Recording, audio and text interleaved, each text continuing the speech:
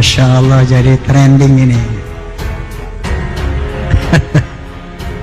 Saya terpaksa ikut bicara, tujuannya sebagai penengah dalam mengamalkan watawasau bil haqq watawasau bis sabr, saling berwasiat tentang kebenaran dan saling berwasiat tentang kesabaran. Yang kedua, wa ta'awanu 'alal birri wa taqwa wa la ta'awanu 'alal itsmi wal 'udwan.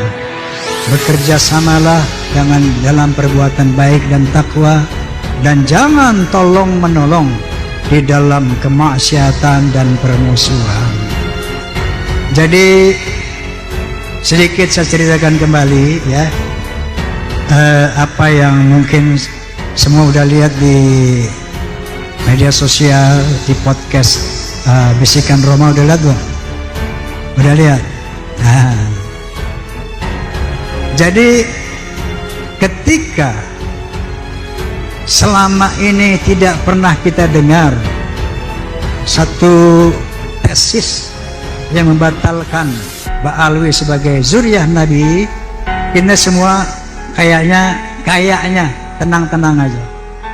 Tiba-tiba ada satu tesis yang mengatakan di bawah pendapat Haji Imaduddin Usman, yang mengatakan secara historis, secara sejarah, secara manuskrip dari abad keempat, kelima, keenam, ketujuh sampai ke-8 tidak ada yang bernama Ubaidillah, di mana Ubaidillah ini diklaim oleh kelompok Ba'alawi sebagai zuriyah Nabi, putra keempat dari Ahmad bin Isa. Sementara dalam manuskrip dari abad keempat sampai ke-8 yang diteliti oleh Kiai Haji Imaduddin, konon kata beliau tidak mendapatkan anak yang keempat itu, Ubaidillah. Yang ada cuma 3 putra beliau, yaitu Muhammad, Ali, dan Husain. Nah, ini muncul di abad yang ke-9 nama Ubaidillah ini. Maka beliau menyimpulkan bahwa nama Ubaidillah sebagai dzurriyyah daripada Ba'alawi ini cangkokan. Itulah dimulainya begitu. Sampai sekarang ini tentunya belum tuntas ya.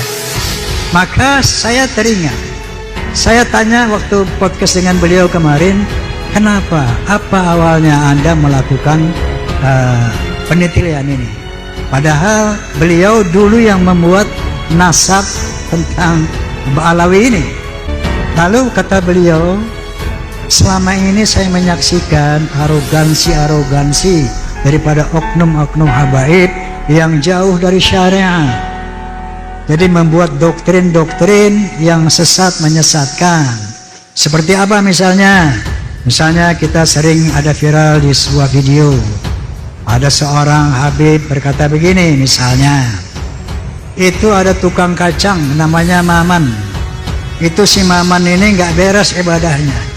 Tapi beliau ketika seorang habib, nggak perlu saya sebut namanya, al-maghfurullah, udah meninggal dunia soalnya, kalau minta kacang dikasih, dianterin. Satu saat si Maman ini meninggal, maka dikasih tahu sama habib ini, Bib, Maman meninggal, baik nanti aku datang. Begitu habib ini datang, dititipin surat di bawah lehernya, kata habib ini. Ditulis sebuah surat, disimpan di bawah lehernya. Hei man, nanti kalau Munkar wa Nakir tanya, lo jangan jawab, kasih aja nih surat, nanti lo masuk surga bi ghairi hisab. Ini kayak begini yang disebarkan. Menurut Ki Imad, banyak hal-hal seperti itu, yang khurafat seperti itu.